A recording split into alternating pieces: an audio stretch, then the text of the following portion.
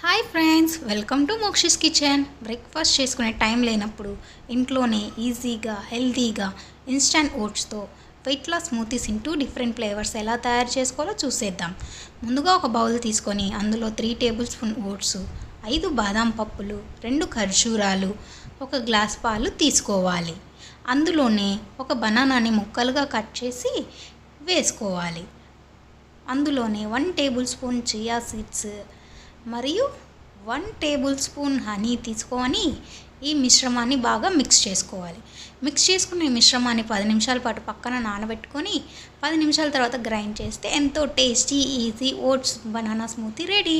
Pumpkin సీడ్స్తో garnish చేసుకోవాలి.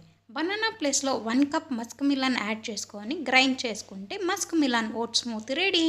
మరెన్నో హెల్తీ రెసిపీస్ కోసం మా ఛానల్ని లైక్ చేయండి, షేర్ చేయండి, సబ్స్క్రైబ్ చేయండి.